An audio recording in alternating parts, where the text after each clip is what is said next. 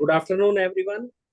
Myself, C. Raj Chawla, welcome you all in this today webinar on recent updates in ITR, tax audit, and assessment trends. And today we have with us CA Advocate Sachin Jainji. So I welcome CA Sachin Jainji. Thank you, sir. And also I welcome our young chartered accountant CA Drashti Marwa, the moderator for today webinar. And now I request CA Drashti to please introduce our guest speaker and the today topic which we are going to discuss with the members. Also, I want to discuss or request all the members attending this webinar that if you have any query, please type your query in the Q&A, because after the definition from our guest speaker, we will take up one by one all the queries of our member. So over to Drashti. Thank you, sir. Good afternoon, everyone. Let me introduce today's speaker, CA Sachin Jain, sir. He is BCom graduate, qualified chartered accountant. He has qualified DISA, is a practicing advocate, handling income tax appeals in High Court, IT-80 cases, worked as member in Direct Tax Committee, participated in compilation of guidance note on tax audit.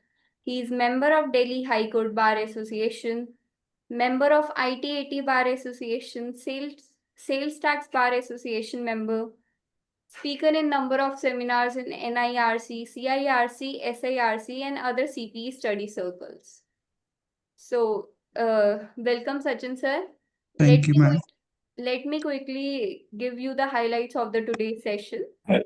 So today highlights are changes in ITR forms for assessment year 25-26, ITR 1 and ITR 4, expanded eligibility, salaried taxpayer with small LTCG can still use simplified forms.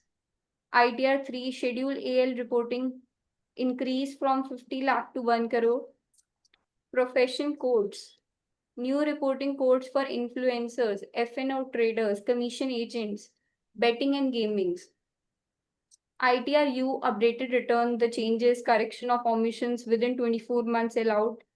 Changes in tax audit reporting, Form 3CD, new clauses for income from broadcasting, telecasting, sports rights, Rule 60, revised audit report, ICI audit cap, limit of 60 tax audit per partner per year effective from April 26. And the last one is latest trends in assessment proceedings. So let's start with the session. Thank you, Drishti. Thank you so much. First of all, I want to thank to Raj Chawla sir for inviting me for this session. And मुझे जो आज काम दिया गया है वो बहुत सारा काम दे दिया गया. मेरी आवाज आ रही है ना? Yes, sir. Yes, sir. जी, तो मुझे सर ने आज काम दिया, changes in ITR, changes in tax audit report, changes in ITR view and the changes in assessment proceedings, latest trends.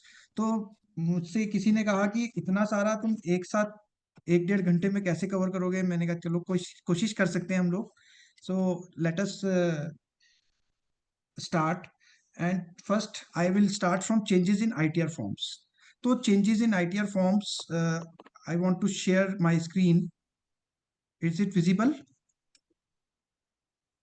Yes, sir.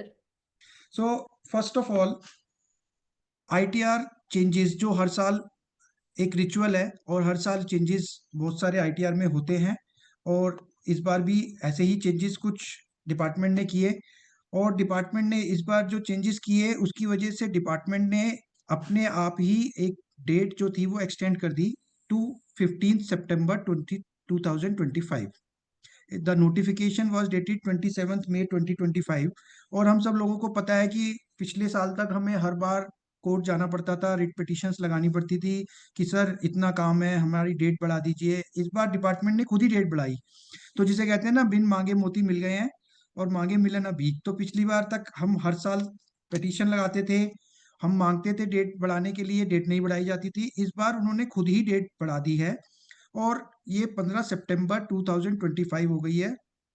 Department ने इसका रीजन जो दिया, department said that it is due to comprehensive revision in ITR forms. ITR forms में comprehensive revision की वजह से वो कहते हैं हमने डेट बढ़ाई है। दूसरा उन्होंने कहा कि that we want additional time to ensure system readiness and smooth roll out of the ITR filing utilities.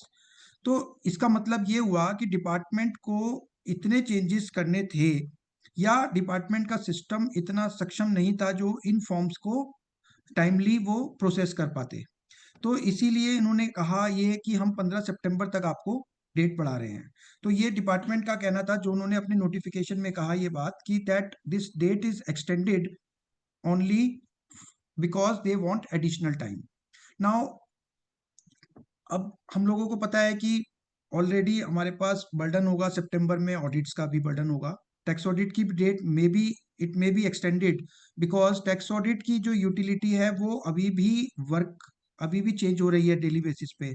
14 अगस्त को लेटेस्ट यूटिलिटी आई है और वो डेली बेसिस पे वो भी बार बार चेंज हो रही है, और अभी तक मैंने सुना नहीं कि किसी ने टैक्स ऑडिट रिपोर्ट फाइल की हो। तो टैक्स ऑडिट की डेट भी मे बी एक्सटेंड हो सकती है, क्योंकि 15 सितंबर तक जब हम पर्सनल रिटर्न्स फाइल कर रहे हैं, देन आफ्टर दैट 30 सितंबर के बीच में और 15 तारीख के बीच में हमारे पास 15 दिन बचते हैं टैक्स ऑडिट के लिए सिर्फ। तो शायद वो भी एक्सटेंड हो, बट फिर भी मैं आप लोगों से यही रिक्वेस्ट करूंगा कि हम लोग अपना काम जो है वो टाइम पे फिनिश करें, और कोशिश करें कि हम अपने टैक्स ऑडिट्स भी 30 सितंबर से पहले फिनिश कर दें, क्योंकि आपको पता है कि अक्टूबर का मंथ सारा हमारा फेस्टिवल्स का मंथ है, दिवाली भी है, हम लोगों को सब कुछ एंजॉय भी करना है। और इसके साथ अब जो हमारी डेट्स हो गई हैं वो 4 डेट हो गई हैं। पहली non audit cases 15 September, then audit cases 31 of October for return filing, then transfer pricing 30 November 2025 and belated और रिवाइज रिटर्न 31 दिसंबर 2025। तो ये 4 डेट्स अब हमारे पास बिल्कुल क्लियर है पिक्चर कि ये 4 डेट्स पे हमें रिटर्न अपनी अकॉर्डिंगली फाइल करनी है। Now first one is ITR 1। तो पहले हम डिस्कस करते हैं आईटीआर 1 को। आईटीआर 1 जो है, ITR 1 was 1 second.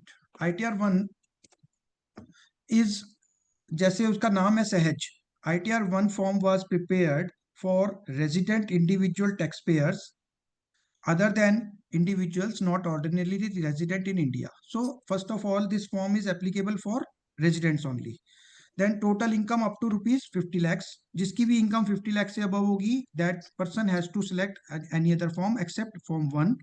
Then salary income, income from a single house property, income from other sources, interest etc. And इस बार जो उन्होंने चेंज किया है, that long term capital gains under section 112A up to amount of rupees 1,25,000. This new condition is added from this year. So this is a major change and this is a welcome change क्योंकि हमें सबको पता है कि आजकल salary वाले लोग भी सब शेयर्स में इन्वेस्टमेंट उन्होंने शुरू कर दिया है। तो शेयर्स के अंदर this is because this is only for the long term capital gain under section 112A for shares only. So अगर आपका शेयर से कोई capital gain, that is also of long term not short term, short term capital gain is not allowed, long term capital gain under section 112A up to rupees 1,25,000, this person can choose form 1. Then no losses to be allowed इधर brought forward और carried forward. So अगर आपके पिछले साल के brought forward losses हैं या अगले साल आपको इस साल आपको कैरी फॉरवर्ड करने हैं, then also you can not choose this form. This form is not for brought forward or carry forward losses. And agricultural income also up to rupees 5,000. So these are the conditions for form 1. Sale or purchase may be of any amount. Long term capital gain की जो condition है वो ये condition है कि 1,25,000 रुपए तक का लॉन्ग टर्म होना चाहिए। हो सकता है आपकी सेल करोड़ में हो जाए, उससे लॉन्ग टर्म कैपिटल गेन आपका 1.25 लाख आ जाए, हो सकता है क्योंकि एडजस्टमेंट के बाद, और हो सकता है आपकी कम भी हो। तो ये आपको सेल और परचेज की कोई इस पे रिस्ट्रिक्शन नहीं है। दूसरा इसमें जो रिस्ट्रिक्शंस हैं वो ये है कि that tax payers must not be a director in a company, और इन्वेस्टमेंट्स उसके पास इन अनलिस्टेड कंपनी की इन्वेस्टमेंट नहीं हो। देन उसका कोई टीडीएस जो है वो विदहेल्ड नहीं होना चाहिए सेक्शन 194N में, और वो ईसोप्स का उसके पास कोई ईसोप वाले रूल उसके ऊपर एप्लीकेबल ना हो। तो ये कंडीशंस हैं फॉर्म 1 के लिए। फॉर्म 2 जैसे हमें सबको पता ही है कि form 2 is simple, where the individuals और HUFs are not having any income from business और profession. ITR 3 who are having income from business और प्रोफेशन। ITR 4 सुगम, this is for the resident taxpayers, again resident taxpayers who are having income from business or profession as computed under section 44AD, ADA or AD 44AE of the act, and that limit again is 50 lakhs. So 50 lakhs तक जिसकी भी income होगी business और profession से इन sections में, वो इस form को ITR 4 को चूज कर सकते हैं।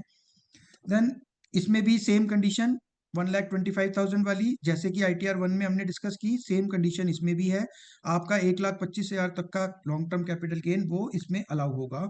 देन सेम जो कंडीशंस ITR 1 की हैं, सेम कंडीशंस यहाँ पर भी ITR 4 में भी है। ITR 5 जैसे हमें पता ही है कि इंडिविजुअल्स, HUFs और जिनको ITR 7 नहीं अप्लाई करता है उन लोगों के लिए ITR 5 है, और ये अभी 8 अगस्त को इसकी यूटिलिटी आई है लेटेस्ट। ITR 5 जो है वो कौन कौन फाइल कर सकता है उसको देख लेते हैं एक बार। Firms, limited liability partnerships, bank, body of individuals, artificial judicial persons, association of persons, local authority, representative SSC, cooperative society, societies registered under 1860 act, trust other than required to file form 7 और estate of a deceased person, ये लोग form 5 choose कर सकते हैं। अब form 5 के अंदर जो चेंजेस हैं, जनरल चेंजेस मैं आपसे डिस्कस करूंगा। स्पेसिफिक फॉर्म 5 का एक चेंज है that detailed disclosure required in relation to MSME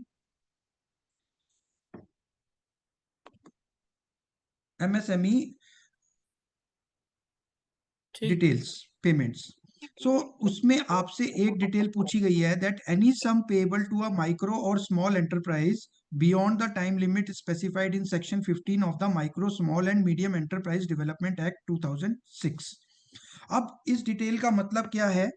ये डिटेल हमारी टैक्स ऑडिट में जो डिटेल है उससे डिफर करती है। ये डिटेल हमसे मांगी गई है that any sum payable to a micro और small enterprise beyond the time limit specified in section 15 of the act, MSMED act. अब हो सकता है कि आपने ड्यूरिंग द ईयर पेमेंट करी हो, वो डिले हो। अगर वो डिले होगी एज पर सेक्शन 43B वो इनएडमिसिबल नहीं है because we have paid the amount within a year.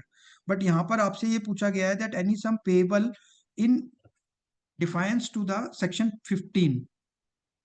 तो अब ये डिटेल हमें देना कितना पॉसिबल है वो एक मुश्किल का काम है। तो हो सकता है इसमें फिर चेंज हो ITR 5 में, क्योंकि अभी ये लेटेस्ट यूटिलिटी आई है। दूसरा हमें ये ध्यान रखना है ITR 5 भरते समय दैट पिछले साल के जो हमारे डिसअलाउंस थे 43BH के, वो हमें इस साल अलाउंस में लेने हैं, वो हमें इस साल अलाउंस ले लेना है उनका। और वो लास्ट ईयर के डिसअलाउंस हमें यहाँ पे मेंशन करने होंगे अदर इंफॉर्मेशन के 10H में। Sachin sir, yes yes ma'am. Sir आपकी वॉल्यूम थोड़ी स्लो है, थोड़ा आप कुछ एडजस्ट कर लेंगे? जी अब आ रही है? सर थोड़ा बेटर है बट अब भी स्लो ही है। मेरी तरफ से पूरी 100% वॉल्यूम है इसमें। मैं एक बार और करके देख लेता हूँ कोशिश करके।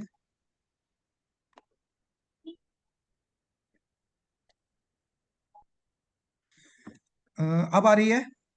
हाँ सर अब बेटर है। ठीक है, तो अलाउंस जो है हमें लास्ट ईयर के जो डिसअलाउंस थे उसका हमें अलाउंस लेना होगा इस साल, तो वो हमें ITR में हमें इसको लेना पड़ेगा जिससे कि हमें वो अलाउंस मिल सके। तो ये हमें ध्यान रखना है कि जो लास्ट ईयर से हमारे डिसअलाउंस थे वो इस साल हमें अलाउ हो जाएंगे, वो क्योंकि ये पहली बार हो रहा है 43BH के अलाउंस हमें इस साल पहली बार मिल रहे हैं, इसीलिए इन्होंने टैक्स ऑडिट का फॉर्म भी रिवाइज किया है। तो ये हमें ध्यान रखना है, इसका ध्यान रखिएगा आप ITR फॉर्म के अंदर 5 में। देन बिजनेस कोड्स इस बार रिवाइज कर दिए गए हैं और 4 या 5 बिजनेस कोड्स नए आए हैं for commission agents, for future and options, for your betting etcetera. तो 4-5 कोड्स इन्होंने नए ले आए हैं ये लोग। तो ये आप लोग जब रिटर्न फाइल करेंगे तो आपका जो भी एप्लीकेबल कोड हो वो आप चूज कर सकते हैं। ITR 6 की यूटिलिटी अभी लेटेस्ट 14 अगस्त को आई है लेटेस्ट, और अभी अभी सिस्टम सॉफ्टवेयर्स ने इसको अडॉप्ट नहीं करा है ऑल्दो, बट ये क्योंकि 14 अगस्त को ही आई है ITR 6 की यूटिलिटी, और 7 अभी तक भी डिपार्टमेंट नहीं ला पाया है। तो इन सब को देखते हुए मुझे ये लगता है कि शायद डेट फिर बढ़ जाए, हो सकता है। अब जनरल जो चेंजेस ITR फॉर्म्स में हुए हैं हम लोग वो डिस्कस कर लेते हैं। पहला चेंज है that enrolment Aadhaar enrolment ID, this reference is removed now. पिछले साल तक क्या होता था कि अगर हमने आधार अप्लाई कर रखा है तो हम एनरोलमेंट ID डालकर भी काम चला लेते थे, बट अब उन्होंने कहा है कि दैट या तो आप आधार डालिए या आप पैन नंबर डालिए, तो वो आपको कंपलसरी आधार एनरोलमेंट ID नहीं चलेगी अब। Then second is that option to choose new और old tax regime. New tax regime जैसा हमें सबको पता है that new tax regime is compulsory now, it is optional to opt old scheme now, but new scheme is compulsorily applicable. तो उसके लिए उन्होंने एक मेथड जो है वो हमें पता है कि that we have to file form 10IEA, that 10IEA form is to be filed and that form can be filed once in a lifetime. जैसा हमें पता है बिजनेस के केस में, बिजनेस और प्रोफेशन के केस में that form is can be filed only once in a lifetime. उसके बाद हम दोबारा ये फॉर्म फाइल नहीं कर सकते हैं, बट अगर हमें बाहर आना है स्कीम से उसके लिए हमें ये फॉर्म फाइल कर सकते हैं। तो एक बार अगर हम इस स्कीम में हैं और बाहर आने आ रहे हैं तो हम दोबारा इस स्कीम में नहीं जा पाएंगे। फॉर्म 10IEA हम once in a lifetime ही भर सकते हैं। तो अब इस केस में उन्होंने हमें जो विंडो दी है वो ये विंडो आई है, ये हमारा ITR 3 का पार्ट है। तो ITR 3 में उन्होंने पहला हमसे पूछा है that method of opting out of new tax regime for current assessment year. That इसका मतलब है method of opting out of new, अगर हम न्यू टैक्स रिजीम से बाहर आना चाह रहे हैं करंट असेसमेंट ईयर में, तो हमें क्या करना होगा, या तो हमें फॉर्म 10IEA फाइल करना है, और अगर हमारी बिजनेस और प्रोफेशन से इनकम है तो, और अगर हमारी बिजनेस और प्रोफेशन नहीं है, other than business profession income है, then we can exercise the option in the return form only, then we should not file any form 10IEA। इसके अंदर अब हमें सेट ए फाइल करना है अगर हमारी बिजनेस और प्रोफेशन है तो। इसको थोड़ा सा ध्यान से देख लेते हैं क्योंकि यहाँ पे प्रॉब्लम हो रही है अभी लोगों को। सेट ए के अंदर उन्होंने बोला है कि अगर आपकी बिजनेस और प्रोफेशन से इनकम है और आप पुराने रिजीम में जाना चाहते हैं, तो आपसे उन्होंने ये 3 ऑप्शन दी हुई हैं, A, B and C।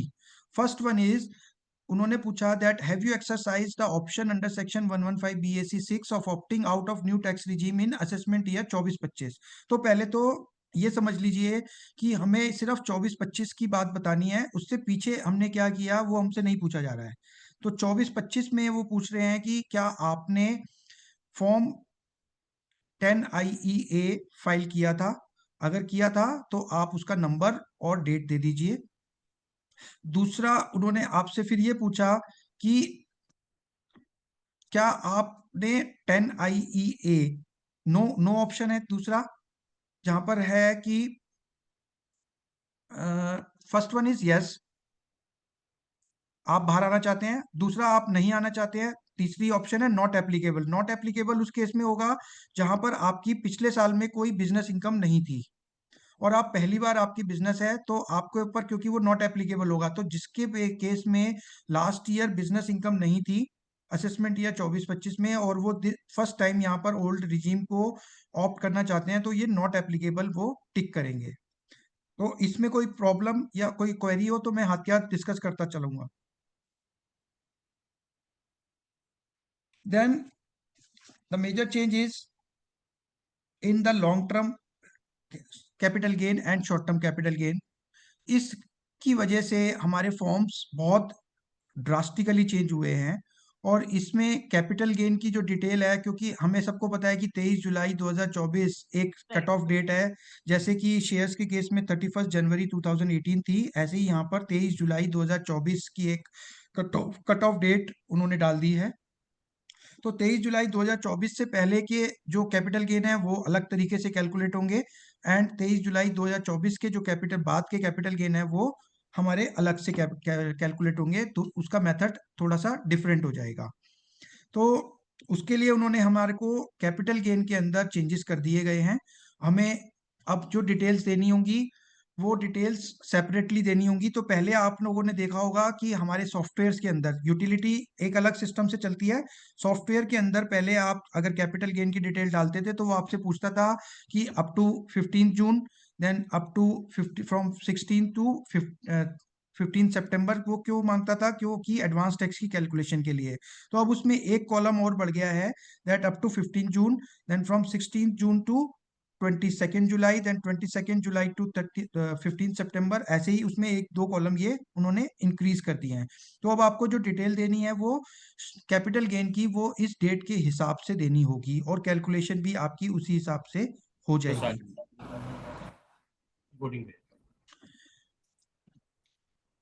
Then एक और चेंज आया है इसमें 55A सेक्शन के अंदर, वो भी मैं आपसे हत्या डिस्कस कर लेता हूँ। Sorry 50AA section 50AA। 50AA में क्या है? दैट आफ्टर 23 जुलाई 2024 अगर आपने कोई भी आपके जो स्पेसिफाइड म्यूचुअल फंड्स या डिबेंचर्स और बॉन्ड्स जो अनलिस्टेड हैं वो आपके मैच्योर हुए या आपने सेल आउट किए हैं, तो उससे जो भी long term capital gain arise होगा that will not be treated as long term capital gain, that will be treated as short term capital gain. ठीक है? तो उसका जो भी गेन होगा वो आपका लॉन्ग टर्म नहीं रह जाएगा, वो शॉर्ट टर्म कैपिटल गेन हो जाएगा, जो कि अनलिस्टेड बॉन्ड्स और डिवेंचर्स का होगा या स्पेसिफाइड म्यूचुअल फंड्स का होगा। स्पेसिफाइड म्यूचुअल फंड्स की जो डेफिनेशन है वो है दैट 35% जो म्यूचुअल फंड्स हैं उनका 35% of the proceeds is invested in equity shares of domestic companies. तो ये आप लोग प्लीज नोट कर लीजिएगा that 50AA section is there. Then income from other sources. Income from other sources में जो चेंज आया है that change is that we have to show deemed dividend under section 222F of the income tax act. क्योंकि जैसा हमें पता है कि 1 अक्टूबर 2024 से buyback of shares will be treated as income of assessee. उससे पहले वो जो बायबैक होता था वो असेसी के हैंड में एग्जेम्प्ट होता था, company has to pay the tax. Now assessee has to pay tax on this buyback of shares. तो इस बायबैक ऑफ शेयर्स के लिए उन्होंने दो चेंजेस करे हैं। पहला इनकम फ्रॉम अदर सोर्सेज में किया है, जहां पर आपको जितना भी पैसा कंपनी से मिलेगा on buyback of shares that will be treated as your deemed dividend and it is to be shown under section 222F in the head income from other sources. और इस इनकम के अगेंस्ट आपको कोई भी expense allowed नहीं होगा। अब हुआ ये कि जब ये सेक्शन आया तो लोगों ने कहा कि हमने कॉस्ट भी तो इनकर की हुई है, उस कॉस्ट का क्या होगा? क्योंकि ये जितना भी पैसा आपको मिलेगा ना टोटल, मान लीजिए आपको शेयर था आपका परचेज कॉस्ट थी 500 रुपए की, कंपनी ने परचेज किया उसको 600 रुपए में, तो आपको जो 600 रुपए है that will be treated as your deemed dividend simply. और 500 रुपए के लिए उन्होंने कहा कि आप कैपिटल गेन में जाकर के उसको आप लॉस क्लेम कर लीजिए। वहां लॉस कैसे क्लेम होगा? वहां लॉस ऐसे क्लेम होगा कि आपको जो सेल कंसिडरेशन होगी शेयर्स की वो जीरो दिखानी पड़ेगी, कॉस्ट आपकी आ जाएगी 500 रुपए और वो कैपिटल लॉस आपको अलाउ कर देंगे। तो वो कैपिटल लॉस आपको अलाउ होगा that is to be set off with your capital gain income. ठीक है? नाउ और इसके लिए आप ध्यान रखिएगा कि जब आप कैपिटल गेन के अंदर ये लॉस क्लेम करेंगे तो उसके लिए आपका डीम डिविडेंड होना जरूरी है 222F का। ऐसा नहीं हो कि आपने इनकम डिक्लेयर नहीं करी और लॉस आप क्लेम कर लें। देन 80DD एंड 80U, ये जो दो सेक्शन थे जहां पर हम फिजिकल डिसेबिलिटी का या डिजीज का जो बेनिफिट लेते थे, तो उसके लिए उन्होंने एक नई चीज डाल दी है that acknowledgement number of the disability certificate obtained must be disclosed. जो दूसरा एक वंडरफुल चेंज है, बेनिफिशियल चेंज है, वो ये है कि अब एसेट और लायबिलिटी के अंदर जो आपको स्टेटमेंट ऑफ अफेयर्स देनी पड़ती थी, जो आपको 50 लाख तक देनी पड़ती थी, that limit is increased up to ₹1 crore. ठीक है? तो ये 1 करोड़ रुपीस तक की जो लिमिट है उसके अंदर आपको एसेट एंड लायबिलिटी नहीं देनी है, जैसे ही आपकी इनकम 1 करोड़ से अबव होगी आपको असेट एंड लायबिलिटी देनी है। तो ये एक अच्छा चेंज था जो कि डाटा दोबारा देंगे। और मीनवाइल जो क्वेरी शीट है वो बस एक बार सिंगल पेज मैं दृष्टि ये थोड़ा सा आवाज बंद करा देंगे। सिंगल पेज बना ताकि एक पेज की क्वेरीज रहें, एक पेज 2 पेज जो भी है। निष्काम जी प्लीज म्यूट कर लेंगे अपने आप को। Thank you. दूसरा चेंज जो आया है वो टीडीएस के शेड्यूल में आया है। दैट टीडीएस के शेड्यूल में आपको अब डिटेल्स देनी है कि किस सेक्शन में आपका टीडीएस डिडक्ट हुआ है। अब ये सेक्शन हमसे क्यों मांग रहे हैं ये मेरी भी समझ में नहीं आया, क्योंकि टीडीएस के सेक्शन उनके पास भी हैं, फॉर्म 26 एएस में भी आ रहे हैं, एआईएस में भी आ रहे हैं, but that TDS section is to be mentioned in the return form. अब इसमें होगा क्या, इसमें होगा ये कि आपका सेक्शन, आपका टीडीएस मान लीजिए कटा है प्रोफेशनल इनकम में और आपने उसको दिखा दिया अदर सोर्सेज में या वाइसा वर्सा कुछ कर दिया, तो आपका कहीं ना कहीं वो मिसमैच होगा, और मिसमैच होगा तो वो आपको टीडीएस का क्रेडिट देने के लिए वो मना कर सकते हैं। 143(1) के अंदर आपकी इंटीमेशन में वो टीडीएस आपको डिसअलाउ कर सकते हैं कि बीइंग आपने वो इनकम नहीं दिखाई। तो ये आप लोगों को ध्यान रखना है। और दूसरा इसमें एक प्रॉब्लम और आएगी कि मान लीजिए आपके डिडक्टर ने आपका टीडीएस काटा 194C में, काटना था 194J में। अब आपने अपनी रिटर्न भरी एज पर सेक्शन 194C, बाद में डिडक्टर ने वो रिटर्न चेंज करके और 194J कर दिया, तो उस केस में क्या होगा कि आपको 154 के लिए अप्लाई करना पड़ेगा। तो ये एक प्रॉब्लम है थोड़ी सी, हो सकता है पर ये आगे आने वाले टाइम में इसका कोई बेनिफिट हो और ये ठीक हो जाए। एक जो चीज हमें ध्यान रखनी है दैट पार्टनर्स रेम्यूनरेशन की जो लिमिट है वो इस बार चेंज हो गई है। जैसा कि पहले 3 लाख थी अब वो 6 लाख हो गई है, तो वो हमें जब हम कैलकुलेशन करेंगे तो हमें ध्यान रखनी है। डीम्ड डिविडेंड का मैंने आपके साथ डिस्कशन कर लिया है। एचआरए, एचआरए के केस में देखिए, एचआरए के केस में अब हमसे एक्स्ट्रा डिटेल्स मांगी जा रही हैं। एचआरए के केस में आपसे जो डिटेल मांगी जा रही है वो है that is your place of work, जहां से आपका पता चल जाएगा कि that you are working in metro और non metro city. Actual HRA received as per your form 16, then actual rent paid, basic salary and dearness allowance, because हमें पता है कि 10% ऑफ द सैलरी के लिए हमें बेसिक और डीए ही allow होता है। Then actual rent paid minus 10% of salary, 50% और 40% of salary, 50% in case of metro and 40% in non metro, then eligible deduction.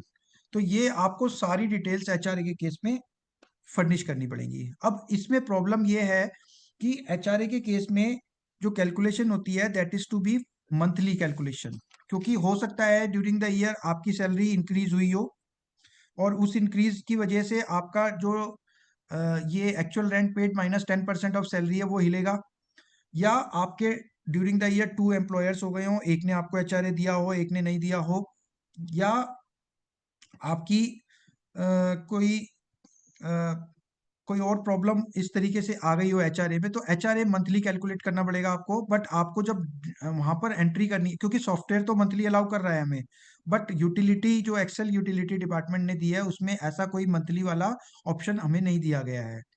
तो ये आप लोग ध्यान रखिएगा, कैलकुलेशन करके जो आपको लगे कि जो बेनिफिशियल टू एसएससी है वो आप क्लेम कर लीजिएगा। देन एटीसी, एटीसी में जो हम डिडक्शंस क्लेम करते थे, अगर हम न्यू स्कीम में, न्यू रिजीम में हैं then ATC will not be given to me, but अगर हम पुरानी स्कीम में जा रहे हैं, ओल्ड रिजीम में जा रहे हैं, then we have to give date, description, amount eligible for deduction and document और रिसीट नंबर। तो अगर हम पीपीएफ क्लेम कर रहे हैं तो पीपीएफ अकाउंट, एलआईसी क्लेम कर रहे हैं एलआईसी का नंबर, ये सब आपसे वो अब रिक्वायरमेंट मांग रहे हैं। 80D के केस में जहां मेडिक्लेम क्लेम कर रहे हैं that name of insurance company, amount eligible, policy number, ये आपको 3 चीजें उसमें फर्निश करनी होगी। देन 24B जहां पर हम interest on housing loan claim कर रहे हैं, 80E, 80EE education loan, 80EEA loan on जो आपका व्हीकल लोन होता है जहां पर हम इलेक्ट्रिक व्हीकल खरीदते हैं, उसमें आपको ये सारी आइटम्स, सारे पर्टिकुलर्स देने होंगे। लोन कहाँ से आपने लिया, किस उसका बैंक का या इंस्टीट्यूशन का नाम, loan account number, date of sanction, total amount कितना लिया था आपने, लोन आउटस्टैंडिंग कितना है 31 मार्च को, और इंटरेस्ट ऑन बोरोड कैपिटल। ये आपको 7 आइटम आपको उसमें फिल करने होंगे। और अगर आपका व्हीकल लोन है तो आपको व्हीकल का रजिस्ट्रेशन नंबर भी आपको साथ के साथ देना पड़ेगा। तो ये आप लोगों के लिए, अगर आप क्लेम कर रहे हैं तो आपको ये ध्यान रखना है, ये डिटेल्स अगर आप नहीं देंगे तो आपका अमाउंट, आपको क्रेडिट, आपको वो नहीं मिलेगा, डिडक्शन नहीं मिलेगी। देन एक और चेंज हुआ है इस बार, that income from renting of house property will be taxed under section 22 and not under section 28। तो अगर आपकी हाउस प्रॉपर्टी से इनकम है तो, और रेंट रेंट आ रहा है, तो आप बिजनेस इनकम उसको ट्रीट नहीं कर सकते, आपको उसको हाउस प्रॉपर्टी में ही दिखाना पड़ेगा। ये एक चेंज है, ये आप लोग प्लीज ध्यान रखिएगा जब आप रिटर्न फाइल करें। तो आपका जो रेंटल इनकम है that is to be treated as income from house property only, and you can not claim expenses by treating it as business income. और फॉर्म 7 अभी नोटिफाई नहीं हुआ है, फॉर्म 7 अभी भी डिपार्टमेंट नहीं ला पाया है, तो इसी अंदाजे से मैं ये सोच रहा हूं कि शायद डेट फिर से एक्सटेंड हो सकती है कुछ लोगों के लिए। इसके अलावा हम लोगों को पता है कि जैसे कि लेटेस्ट सर्च ड्राइव चली थी अभी लास्ट मंथ, पहली सर्च ड्राइव जो चली थी वो चली थी पॉलिटिकल डोनेशंस के लिए, जहां हम 80 GGA में डोनेशन क्लेम कर रहे थे। उसमें 14 जुलाई को सर्च चली थी और बहुत सारे लोगों को नोटिस आए हैं। दूसरी जो ड्राइव चली वो 28 जुलाई को चली, जो एनजीओस के अगेंस्ट चली, जिसमें लोगों ने एनजीओस को डोनेशन दे रखी थी। तो उस केस में बहुत सारे समन्स आए, और समन्स आए तो उसका जो वो समन्स भेजे गए और उसमें उनसे बोला गया कि अगर आपने डिडक्शन फेक ली है या आपने जो भी डिडक्शन लिया उसका डॉक्यूमेंट्स लेके आप हमारे पास आ जाइए। तो इसलिए मैं आप सब लोगों को सजेस्ट यही करूंगा that fake deduction should not be allowed. अगर क्लाइंट को हमें बिल्कुल मना कर देना चाहिए कि कोई फेक डिडक्शन हम लोग नहीं अलाउ करेंगे।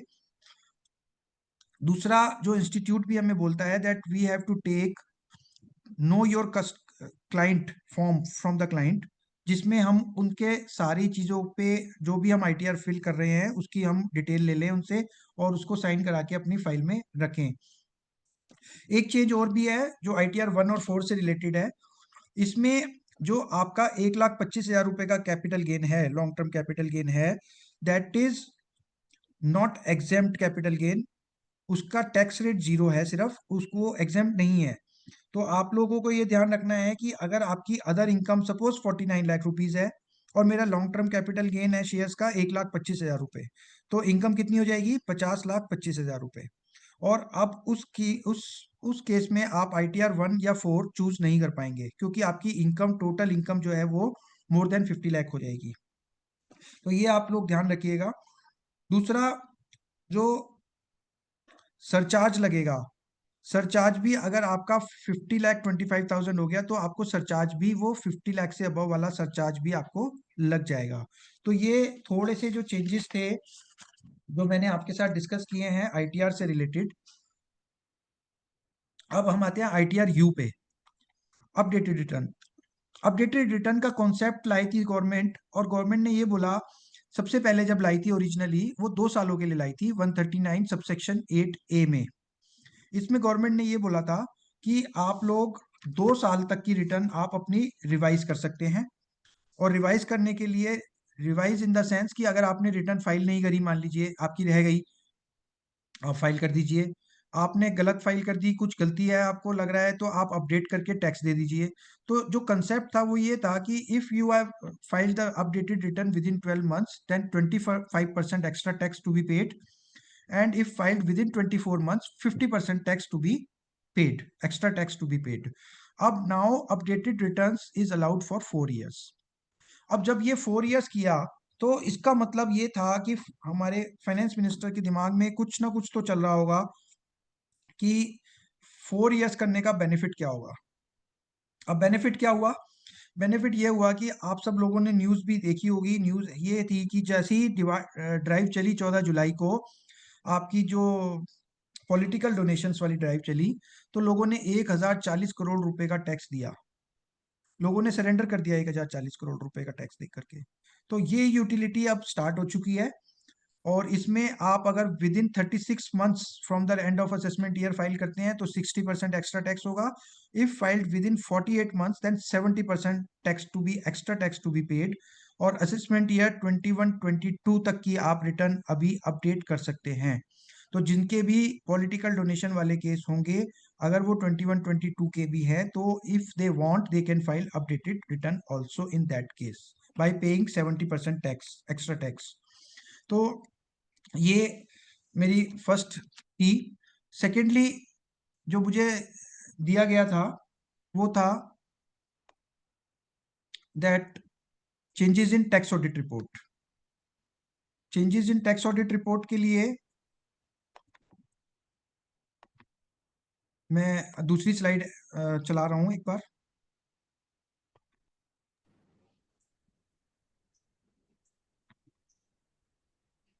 जैन साहब, लोगों की रिक्वेस्ट आई है जो अभी आपने पीपीटी यूज की है, ये जी प्लीज आप सर. हमें शेयर करना ताकि हम सभी सर मैं मेंबर्स कर को. दूंगा, मैं कर दूंगा, जी मैं कर दूंगा सर. आप जी आपको भेज दूंगा, आप भेज दीजिएगा. ठीक है. ठीक है. ये आपके पास विजिबल है अब? नहीं, अभी नहीं आई. सर क्यों होता है?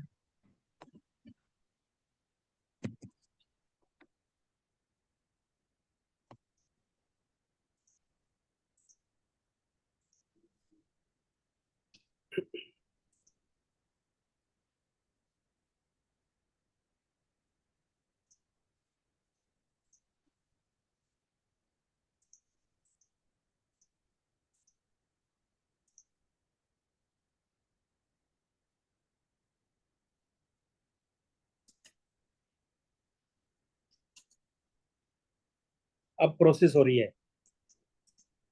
अब आ गई सर? अभी वो पहले की तरह वही आई है सर. ऐसा क्यों होता है? एक मिनट रुकिए, मैं देखता हूँ दोबारा हाँ, से.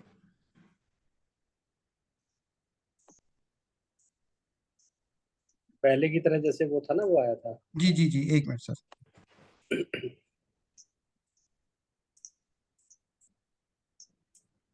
अब आ गई सर? हो रही है प्रोसेस. हाँ, हो गई. परफेक्ट. ठीक है. तो बस इसको सर ये बट एनलार्ज कर लीजिए इसको बस. मैं कर देता हूँ जी.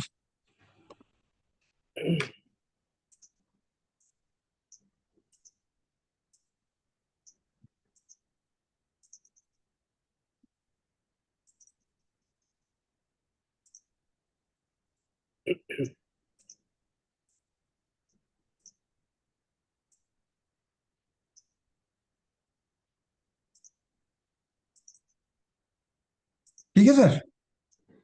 परफेक्ट है सर. तो परफेक्ट. ये जो टैक्स ऑडिट में जो चेंजेस हुए हैं सर, ये 1 अप्रैल 2025 से जो अब हम नया टैक्स ऑडिट फॉर्म 3CD और 3CB और 3CA भरेंगे, उसमें कुछ चेंजेस डिपार्टमेंट ने किए हैं. 28 मार्च 2025 को ये सर नोटिफिकेशन आया था.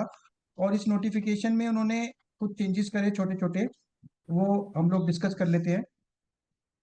छोटे तो नहीं कहूंगा सर, कुछ केसेस में हमारे ऊपर बहुत इम्पैक्ट आने वाला है. तो सबसे पहला जो अमेंडमेंट किया वो था क्लॉज 12 में.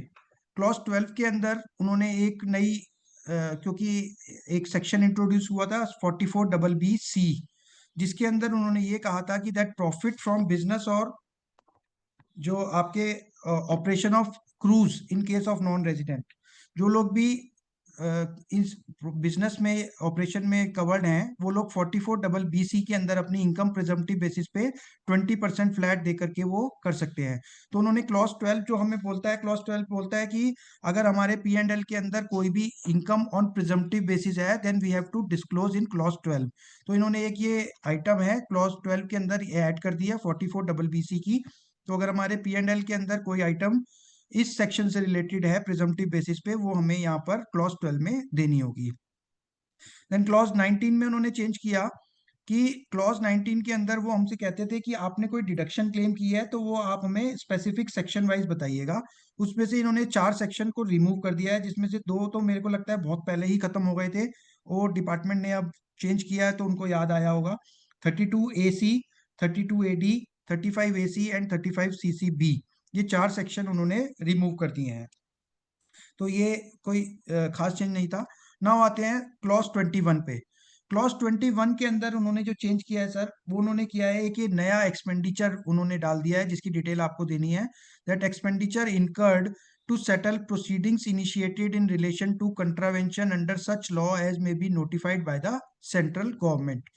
तो उन्होंने कहा कि सेंट्रल गवर्नमेंट जो भी लॉ नोटिफाई करेगी उसके कंट्रावेंशन के लिए अगर आपने कोई प्रोसीडिंग्स इनिशिएट हुई और आपने उसकी सेटलमेंट के लिए कोई खर्चा किया तो आपको उसकी डिटेल देनी होगी और वो आपका डिसअलाउ भी हो जाएगा।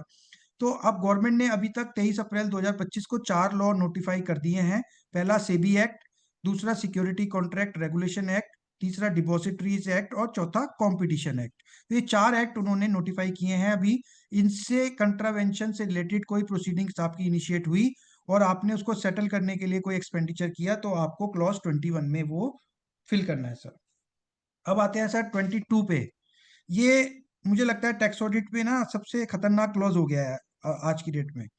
लास्ट ईयर तक थोड़ा सा हमारे लोगों को हमें थोड़ा सा इसमें रिलीफ मिला था कि हमने कहा ठीक है जी इंटरेस्ट हमें डिसअलाउ करना है टैक्स, और एमएसएमई के क्रेडिटर्स भी हम डिसअलाउ कर रहे थे, कोशिश कर रहे थे करने की। बट इस साल इन्होंने फिर से इसको चेंज कर दिया, इसको पूरा ओवरऑल कर दिया है। इसमें इन्होंने क्या किया है सर, देखिए पहले तो मैं आप लोगों को ये भी बता दूं कि जो ये नई लिमिट्स हैं, जो एमएसएमई की नई लिमिट्स हैं, चावला जी हमारे एमएसएमई के एक्सपर्ट हैं, नई लिमिट्स जो हैं वो 26-27 असेसमेंट ईयर से एप्लीकेबल होंगी। इस साल से जो आप जिस साल का टैक्स ऑडिट कर रहे हैं उसमें आपको पुरानी लिमिट ही देखनी है। जो हमारे इंस्टीट्यूट के गाइडेंस नोट है ये मैंने आपके लिए शेयर कर दिया है that these limits new limits will be applicable from next assessment year। ठीक है, तो ये आप लोग ध्यान रखिएगा लिमिट का। और एक चीज और आपसे रिक्वेस्ट करता हूं मैं कि देखिए जब भी आप टैक्स ऑडिट करें तो गाइडेंस नोट हमारी बाइबल है।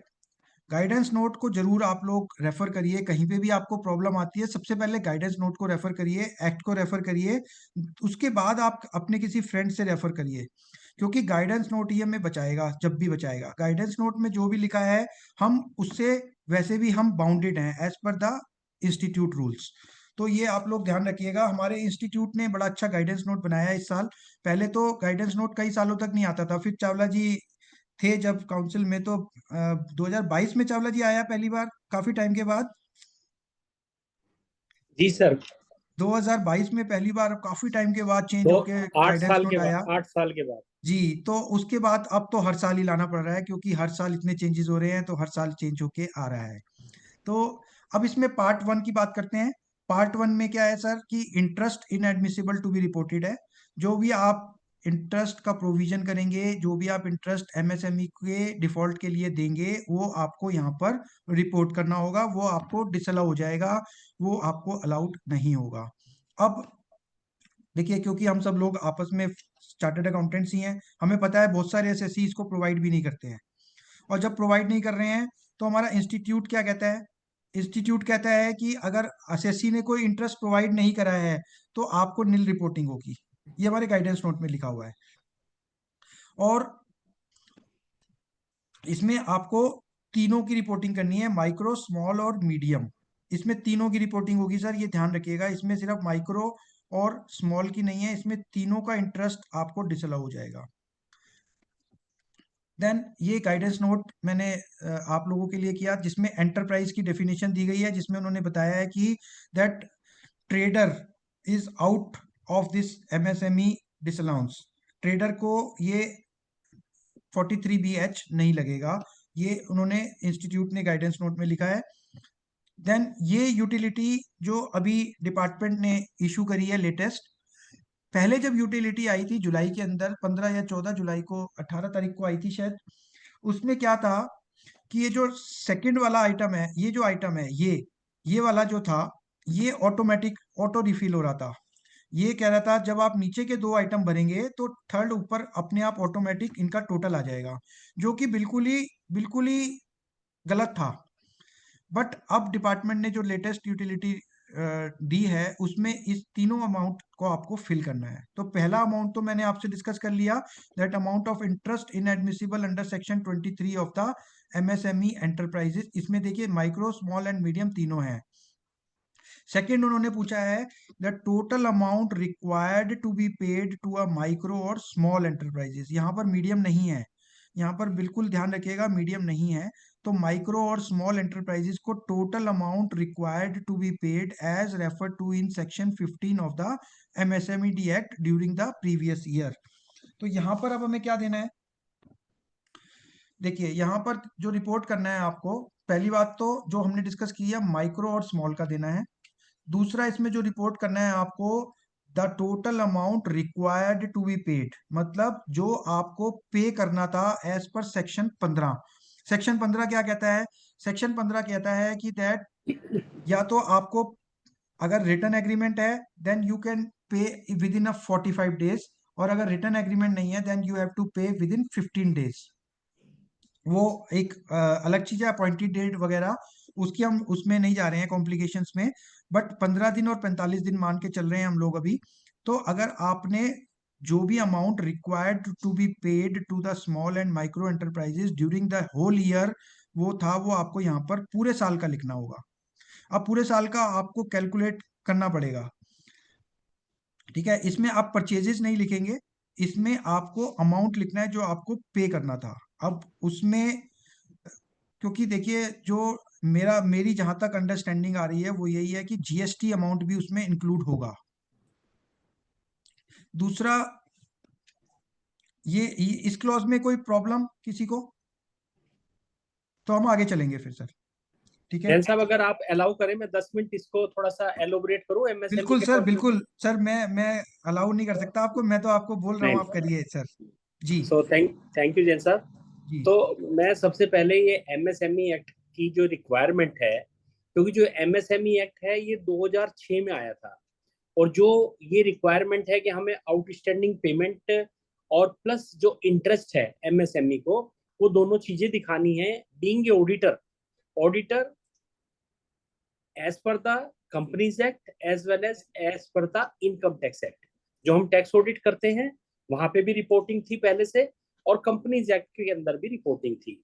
अब ये सेक्शन 43BH है क्या? ये नई सेक्शन आई है 1 फरवरी 2024 को बजट के थ्रू, जब हमारी ऑनरेबल फाइनेंस मिनिस्टर ये नई सेक्शन लेके आई। इस सेक्शन में उन्होंने कहा कि अगर आपने किसी MSME से कोई माल खरीदा है या सर्विसेज ली हैं तो आपको उसको 15 दिन के अंदर पेमेंट करना है। और अगर आपका कोई एग्रीमेंट है, and agreement need not to be a written agreement, आपके पास SMS, व्हाट्सएप, ईमेल, ठीक है, तब आप उस केस में you can extend that 15 days time up to 45 days. लेकिन 45 दिन से ज्यादा किसी भी कंडीशन में आप किसी MSME की जिससे आपने माल खरीदा है या सर्विसेज ली है वो पेमेंट को आप एक्सटेंड नहीं कर सकते। यदि आप करेंगे तो this will be called delayed payment. और अगर ये डिलेड पेमेंट है उस केस के अंदर, और ये आउटस्टैंडिंग है, if it is a delayed payment as well as this is outstanding in the balance sheet as on 31st of March 25 and onward, in that case that amount will not be allowed to claim as a deduction in that particular year. That will be allowed only in the year in which it is paid. So this is the law. And if it is a delayed payment, in that case you have to make the provision for interest. And what is the interest? Interest is the 3 times the bank repo rate. And what is the bank repo rate as on date? It is 5.5%. Means thereby we have to make the provision of interest at a rate of 16.5%. And not only that, this interest to be calculated on monthly compounded basis. And not only that, this interest paid to MSME on delayed payment is not a allowable expenditure under Income Tax Act. तो कहने का मतलब क्या हुआ कि अगर आपने किसी MSME से माल खरीदा है, MSME का मतलब या वो मैन्युफैक्चरर है या सर्विस प्रोवाइडर है, MSME के अंदर ट्रेडर को भी 2 जुलाई 2021 को अलाउ किया गया था कि आप भी रजिस्टर कर सकते हैं, लेकिन only for the purpose of taking the loan from the bank. That is called CGT MSC scheme होती है जिसमें विदाउट कोलेटरल सिक्योरिटी लोन मिलता है। इसलिए ट्रेडर MSME एक्ट में सिर्फ लोन लेने के लिए एलिजिबल है, उसके अलावा MSME एक्ट का कोई बेनिफिट ट्रेडर को नहीं मिलेगा। तो जब भी हम बात करेंगे कि हम MSME की बात कर रहे हैं, आउटस्टैंडिंग पेमेंट की बात कर रहे हैं, it means we are talking about manufacturer और service provider. We chartered accountant are also service provider. तो किसी भी आपने सर्विस प्रोवाइडर से या मैन्युफैक्चरर से कोई माल खरीदा है, सर्विसेज लिए हैं, उसकी 15 दिन के अंदर पेमेंट करनी है। एग्रीमेंट है तो मैक्सिमम 45 दिन हो सकती हैं, किसी भी कंडीशन में 45 दिन से ज्यादा नहीं हो सकती। और अगर ज्यादा हो गई तो डिलेड पेमेंट है, और डिलेड पेमेंट है और वो आउटस्टैंडिंग है बैलेंस शीट में, तब उस केस में उस पर्टिकुलर ईयर में that will not be allowed to claim as a deduction in that particular year, that will be allowed only in the year in which it is paid। अब यहाँ situation ये हो सकती है, किसी ने 1 अप्रैल को माल खरीदा और 31 मार्च को पेमेंट कर दिया, because there is nothing outstanding in the balance sheet, तो वहां पे डिसअलाउंस की कोई प्रॉब्लम नहीं है, वो फुल्ली अलाउड है। लेकिन because this payment has extended the time limit that is 15/45 days, interest का प्रोविजन होना मस्ट है। और ये हमारी बीइंग ए ऑडिटर भी रेस्पॉन्सिबिलिटी है, कंपनीज एक्ट में भी और इनकम टैक्स एक्ट में भी, कि अगर इंटरेस्ट का प्रोविजन नहीं हुआ है तो आपको रिपोर्ट करना है। और पहले तो सिर्फ ये था कि जो डिलेड पेमेंट है उसकी रिपोर्टिंग थी, अब आपने देखा कि आपको डिलेड के अलावा whatever is outstanding payment in the balance sheet that we have to report.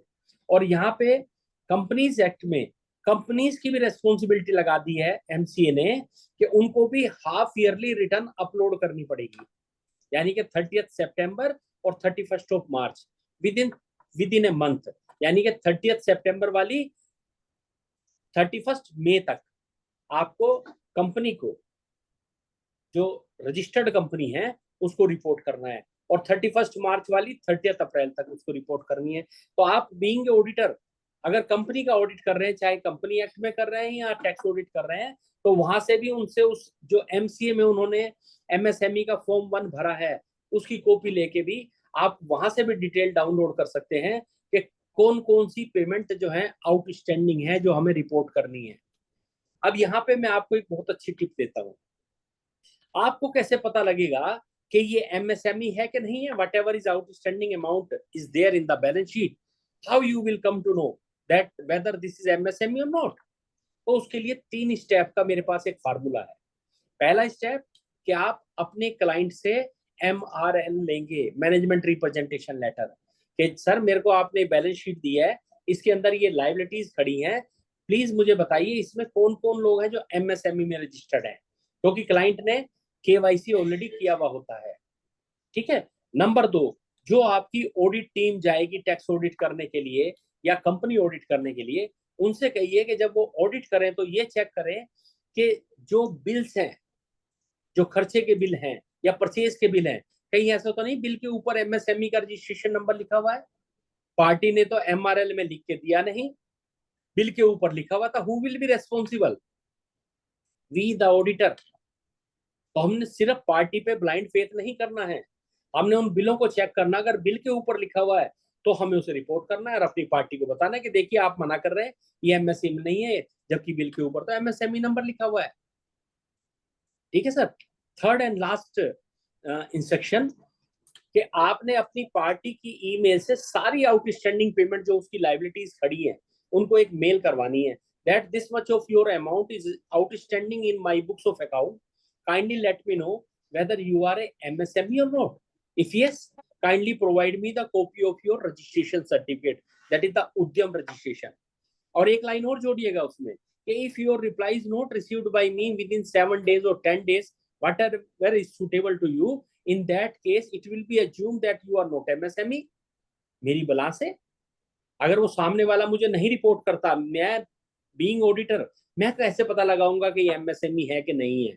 तो आप इस 3 स्टेप से ये रिपोर्ट आप तैयार कर लेंगे कि इसमें जो आउटस्टैंडिंग पेमेंट खड़ी है बैलेंस शीट के अंदर, जिसकी हमें रिपोर्टिंग करनी जरूरी है कि उसमें कौन एमएसएमई है कौन नहीं है। तो इस तरह से हम एमएसएमई का पता लगा सकते हैं और जो आउटस्टैंडिंग पेमेंट है उसके ऊपर जो है इंटरेस्ट की कैलकुलेशन देख सकते हैं, और इंटरेस्ट की रिपोर्ट अगर पार्टी ने नहीं की तो आप अपनी रिपोर्ट में मेंशन कर देंगे कि जी इन्होंने ये पेमेंट, ये जो इंटरेस्ट का प्रोविजन है ये नहीं किया जो होना चाहिए था as per the MSME act. तो this is all about the requirement under this income tax act as well as the companies act. तो over to CA Sachin Jain ji. Thank you sir. Thank you sir, thank you so much. आपने मेरा काम बहुत आसान कर दिया क्योंकि अभी मुझे यही समझाना पड़ेगा कि 43B में हमें कैसे रिपोर्टिंग करनी है, क्या करना है। तो अब हम क्लॉज 2 को समझ गए हैं कि जहां हमें पूरे साल में जितने भी हमारे को required to be paid amount थे वो हमें रिपोर्ट करने हैं। अब उसके बाद इन्होंने बोला क्लॉज 3A, क्लॉज 3A उन्होंने क्या बोला, मैं इसमें से आपको यूटिलिटी में से दिखा रहा हूं। That clause 3 is of amounts refer to in two above amount paid up to the time given under section 15 of the MSMED act, जिसमें आपको ऊपर जितने अमाउंट टोटल है उसमें से कितना आपने पे कर दिया एज पर सेक्शन 15। और तीसरा नीचे जो बी है वो हम आगे डिस्कस करेंगे, पहले हम ए डिस्कस करते हैं सर। ए में ये है that amount paid within the time as per section 15, कितना पैसा आपने पे कर दिया सेक्शन 15 के हिसाब से ड्यूरिंग विद इन टाइम। तो यहाँ पर आपको ये ध्यान रखना है कि जो आपने अमाउंट्स पे करे हैं during the year with delay वो इसमें नहीं आएंगे। Amount paid with delay but during the year also to be mention, ये कुछ गलती है मेरे को लग रहा है, क्योंकि इसमें ये पूछा गया है, एक मिनट दोबारा से पढ़ लेते हैं एक बार। इसमें लिखा है that of amounts refer to in two above amounts paid up to time given in section 15 of the MSMED act. ये सिंपल है कि आपने सेक्शन 15 के हिसाब से, मतलब 15 दिन और 45 दिन के हिसाब से जितने भी पेमेंट करनी थी वो आपने अगर कर दी है वो यहाँ पर आएंगी ए में। तो एक चीज तो आपको ये ध्यान रखनी है, इस वाली विंडो में आपको ये ध्यान रखनी है कि ये दोनों का नीचे का टोटल ऊपर नहीं आएगा। ये तीनों फिगरें, ऐसा नहीं है कि इन दोनों का नीचे टोटल ऊपर आएगा, नहीं तो वो ऑटोमेटिक कर देते इसको। ऐसा आप मत सोचिएगा बिल्कुल भी, तीनों फिगर्स अपने आप में ये अलग अलग हैं। अब हम आते हैं बी क्लॉज पे, जिसमें उन्होंने हमसे कंडीशन क्या बोली है, उन्होंने बोला है कि amount required to be paid to small and micro and was not paid within the time as per section 15 and inadmissible for the previous year. तो यहाँ पर उन्होंने दो कंडीशन लगा दी। पहली कंडीशन तो ये थी कि आपने सेक्शन 15 के हिसाब से पेमेंट नहीं करी हो, और दूसरी साथ के साथ उन्होंने ये भी कह दिया कि वो इनएडमिसिबल भी होना चाहिए। अब इनएडमिसिबल की जो लायबिलिटी है वो ऑडिटर के कंधे पे डाल दी गई है। वो आपको देखनी होगी कि कोई पेमेंट टाइम पे नहीं दी गई हो as per section 15 but admissible होगी तो वो यहाँ नहीं आएगी बी क्लॉज में, जो इनएडमिसिबल होंगी वही यहाँ पर आएंगी। तो ये आपको both conditions should be satisfied at one single time. ऐसा नहीं हो कि अगर एक भी मिसिंग हो गई तो आपको रिपोर्ट इसमें नहीं करना है। अब ये एक एग्जाम्पल जो मैंने बनाया, जहां तक मेरी समझ चली है, मैंने एक एग्जाम्पल बनाने की कोशिश करी that total purchases made during the year 5 crore, purchases made from MSE during the year, MSE means micro and small enterprises, 2 crore रुपए की हमने परचेज करी। टोटल परचेज मेरी थी 5 करोड़ रुपए, जिसमें से 2 करोड़ रुपए मेरी एमएसई से थी, और उसके साथ मैंने एक मशीन भी परचेज करी 50 लाख रुपए की। तो पहले पहले मैं एक चीज और बता दूं आप लोगों को, ये मेरा अपना पर्सनल एक एग्जाम्पल बनाया है मैंने। हो सकता है मैं भी गलत हो सकता हूँ, बट मेरी अपनी जितनी मेरी समझ है, जितना मेरी पढ़ने की नॉलेज की समझ थी, उसके हिसाब से ये बना हुआ है। तो मशीनरी जो हमने परचेज करी एमएस माइक्रो से वो 50 लाख रुपए की थी। Amount required to be paid as per section 15 out of purchases of rupees 2 crore था, 1 करोड़ 75 लाख रुपए हमें देने थे, 25 लाख रुपए मेरे अभी ड्यू नहीं हुए थे। Amount for machinery also required to be paid, 50 lakh रुपए भी मुझे देने थे। तो मेरा टोटल जो अमाउंट आएगा ऊपर क्लॉज 2 में वो आएगा 2.25 करोड़ रुपए, 2 करोड़ 25 लाख रुपए, 1 करोड़ 75 लाख प्लस मशीनरी के 50 लाख, 2 करोड़ 25 लाख। अब इस 2 करोड़ 25 लाख में से मैंने जो पेमेंट करी वो किस तरीके से करी है, मैंने करी 15 दिन, 15 एज पर सेक्शन 15 मैंने अलाउ करी थी जो वो 1 करोड़ रुपए, 1 करोड़ रुपए वो मैंने विद इन टाइम कर दी। 25 लाख रुपए मैंने after the time under section 15 करी but with in the same year कर दी। ठीक है, मैंने 15 दिन के तो बात करी है बट मेरी उसी साल में पेमेंट हो गई। देन 50 लाख रुपए जो मेरी मशीन के थे वो मैंने पे कर दिए with in the time allowed, जो कि मेरे इनएडमिसिबल नहीं है, वो मेरे एडमिसिबल है। मैंने पे नहीं करे, सॉरी, बट वो मेरे इनएडमिसिबल भी नहीं है। और चौथा है मेरा not paid with in time and also inadmissible, वो मेरे 50 लाख रुपए हैं। तो ये मेरी पेमेंट की डिटेल थी। तो अब इसको मेरे को जो डिस्क्लोज करना है वो होगा, मैंने आपसे डिस्कस किया जैसे आइटम 2 में 2,25,00,000, paid up to the time under section 15 1 crore, not paid up to the time given under section 15 and inadmissible 50 lakh रुपए। ये 50 लाख रुपए जो मेरे लास्ट फोर्थ आइटम है, वो ये 50 लाख रुपए यहाँ पर मेरे डिसअलाउ हो जाएंगे, क्योंकि मैंने जो 25 लाख रुपए है, ये 25 लाख रुपए जो मैंने सेम ईयर में पे कर दिए, वो एज पर सेक्शन 43 भी मेरे अलाउ भी हुए और डिसअलाउ भी हुए और अलाउ भी हो गए, तो वो इनएडमिसिबल नहीं हुए। और जो 50 लाख रुपए की मशीन है वो मेरी, उस मशीन की मैंने कोई डिडक्शन क्लेम नहीं करी। ऑल्दो कुछ लोगों का ये मानना है कि शायद डेप्रिसिएशन की हम डिडक्शन क्लेम कर रहे हैं, बट मेरे हिसाब से क्योंकि हम उसकी deduction in this year claim नहीं कर रहे 50 लाख रुपए की, तो वो भी मेरा इनएडमिसिबल नहीं होगा। वो मेरा फिक्स्ड एसेट है, वो मेरा इनएडमिसिबल नहीं होगा। तो ये एक छोटा सा एग्जांपल था। इसमें ओपनिंग बैलेंसेस, अब ओपनिंग बैलेंस भी आएंगे आपके, भाई मेरे लेजर में ओपनिंग बैलेंस भी था, तो ओपनिंग बैलेंस को हमें कैसे रिपोर्ट करना होगा, वो हमें ये ध्यान रखना है कि that opening balance is to be reported in clause 26, जो मैं आपसे आगे आगे डिस्कस करूंगा। इस साल के जो आपके डिसअलाउंसेस हैं वो अलग चलेंगे, अगले पिछले साल के वो आपके क्लॉज 26 में चलेंगे। देन जीएसटी की बात, जो मेरा व्यू है वो यही है कि दैट एमएसएमई के अंदर वो कहता है कि आपको कितना भी जो पेमेंट उसको करनी थी उसमें वो जीएसटी भी इंक्लूड होगा। Then disallowed last year and not paid during the year, अगर आपका पिछले साल डिसअलाउ हो गया था और वो भी आपने अभी भी पेमेंट नहीं करी है, वो आपको मैं 26 में डिस्कस करूंगा कैसे आपको रिपोर्ट करना है। और डिसअलाउड जो लास्ट ईयर हो गया था और पे कर दिया आपने इस साल टाइम, आप पे कर दिए तो आप अलाउंस मांगेंगे, उसके लिए उन्होंने क्लॉज 26 में चेंज किया, जो हम आगे डिस्कस करेंगे।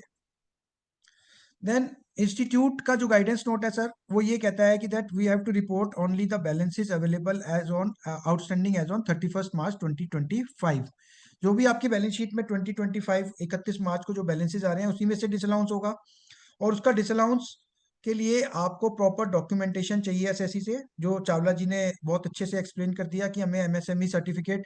देखिए एक चीज और ध्यान रखिए, हम चार्टर्ड अकाउंटेंट्स के साथ प्रॉब्लम ये है कि हम क्लाइंट के साथ हमारा एक रिश्ता बन जाता है, जुड़ाव हो जाता है, तो हम लोग ये मान के चल लेते हैं कि दैट 45 डेज होंगे। ऐसा नहीं है, अगर एग्रीमेंट नहीं है तो 15 दिन का टाइम है। तो ये आप लोगों के ऊपर है कि आप अपनी डॉक्यूमेंटेशन कितना प्रॉपरली रखते हैं, ये आपको बिल्कुल ध्यान रखना है कि that documentation should be proper, because peer review का खतरा आपके ऊपर हमेशा रहेगा। गाइडेंस नोट, आपको मैंने जैसे पहले भी कहा है कि गाइडेंस नोट आप प्रॉपरली उसको आप देखिए, उसमें बहुत सारी चीजें, बहुत सारे एग्जांपल्स दिए गए हैं। इस बार मैंने कुछ एग्जांपल्स आप लोगों के लिए जो बनाए हैं वो मैं आपको अभी दिखाता हूँ। जैसे suitable observation in this regard में भी मेंशन कि आप 3CA और 3CB में कि आप क्या मेथड एमएसएमई के लिए, अगर आपका एसएससी मान लीजिए आपको कह देता है कि जी मैं तो डिटेल ही नहीं दे सकता, बहुत सारे लोगों ने मुझसे कहा सर हम तो डिटेल दे ही नहीं सकते, वो एसएससी मना कर रहा है। तो मैंने कहा ठीक है, अगर आपका एसएससी कह रहा है हम डिटेल नहीं दे सकते तो यू गिव ऑब्जर्वेशन। हम ऑब्जर्वेशन से हमें घबराना नहीं है, जितनी हम ऑब्जर्वेशन देंगे हम अपने आप को उतना सेव करके चलेंगे। कैश सिस्टम के केस में भी ये अप्लाई करता है, अप्रोप्रिएट डिस्क्लोजर देना है। अगर आप डिस्क्लोज नहीं कर रहे हैं तो आपको 3CA में या 3CB में प्रॉपरली आपको वो देना पड़ेगा। अब ये सेक्शन 22 है, ये एमएसएमईडी एक्ट का, ये जो एमएसएमईडी एक्ट का सेक्शन 22 है, जैसे कि चावला जी ने भी बताया अभी कि ये 2006 से ये एमएसएमई एक्ट है। अब हम लोगों ने इसको कभी देखा नहीं। सेक्शन 22 ये कहता है सर एमएसएमई एक्ट का कि कोई भी आदमी किसी भी लॉ के अंदर ऑडिट अगर उसको कराना है तो उसको ये 5 डिटेल देनी कंपलसरी है। अगर वो ये 5 डिटेल नहीं देता है तो वो एक तो एमएसएमईडी एक्ट का डिफॉल्ट हो गया, और दूसरा उसकी बुक्स जो है वो ट्रू एंड फेयर व्यू नहीं देंगी। तो ये 5 चीजें आपको सेक्शन 22 के हिसाब से अपने फाइनेंशियल स्टेटमेंट्स में जरूर देनी है। और ये आप देखेंगे तो इसमें इंटरेस्ट भी है, जो इंटरेस्ट का हमें प्रोविजन वहां पर डिसअलाउ भी करना है। तो ये 5 डिटेल आपको, अब पहले तक तो लास्ट ईयर तक तो ये सिर्फ only in case of companies थी, जो कंपनीज में तो कंपलसरी थी ही। अब इस साल जो नया हमारा गाइडेंस नोट आ गया है नॉन कॉर्पोरेट के लिए, उसमें भी ये डिटेल आपके लिए उन्होंने स्पेसिफिकली मेंशन की हुई है फॉर्मेट के अंदर। तो ये डिटेल्स आपको देनी कंपलसरी है, और अगर आप ये डिटेल नहीं दे रहे हैं then you have to give your qualification that these details were not provided by the SSE। Then ये गाइडेंस नोट का पार्ट है। अब जो मैं आपको एग्जांपल बता रहा था वो ये है कि जहां पर एग्रीमेंट है, मान लीजिए आपका 31 मार्च को जो आउटस्टैंडिंग है वो आपको अगले साल में देखने हैं कि कितने साल आपको अगले साल में 15 दिन में या 45 दिन में कितनी पेमेंट हो गई है, उसी हिसाब से आपको अलाउ या डिसअलाउ करने होंगे। तो ये इंस्टीट्यूट ने बहुत अच्छे से एग्जाम्पल देके समझाया हुआ है अपने गाइडेंस नोट में। और ये एग्रीमेंट है जहां पर वहां पर तो 45 डेज हो जाएंगे, जहां पर एग्रीमेंट नहीं है वहां पर 15 डेज हो जाएंगे। तो ये इंस्टीट्यूट के एग्जांपल है जहां पर उन्होंने बताया है कि कौन से साल में वो अलाउ होगा, कौन से साल में डिसअलाउ होगा। तो आपसे मेरी रिक्वेस्ट है कि आप गाइडेंस नोट को प्लीज रेफर करिएगा। देन क्लॉज 26, क्लॉज 26 में क्या अमेंडमेंट करा इन्होंने? क्लॉज 26 में जैसे हमें पता है कि दो सेक्शन है, सेक्शन ए और सेक्शन बी। सेक्शन ए कहता है कि जहां पर हमारी लाइबिलिटीज एग्जिस्ट कर रही थी, प्री एग्जिस्ट कर रही हैं 1 अप्रैल को, मतलब इसका ये है कि जो हमारी लाइबिलिटीज थी पिछले साल की, उसका हमें बताना है कि उसमें से कितनी हमने पे कर दी, कितनी हमने पे नहीं करी। तो लास्ट ईयर तक सेक्शन ए के अंदर क्या होता था कि ABCDEFG तक चलता था, जहां पर हमें एच नहीं था। एच मतलब जो MSME वाली जो अलाउंस थी वो नहीं थे, क्योंकि लास्ट ईयर पहली बार ये डिसअलाउंस आया था। अब जो डिसअलाउंस लास्ट ईयर हो गया उसको अलाउ भी तो करवाना है, अगर हमने पेमेंट कर दी तो हमें अलाउंस भी मिलेगा उसका। तो इन्होंने यहाँ पर आप देखेंगे तो A to H all clauses cover कर दिए गए हैं। तो सेक्शन ए के अंदर जो आपकी लाइबिलिटी पिछले साल डिसअलाउ हो गई थी वो आपको इस साल अलाउ करानी है।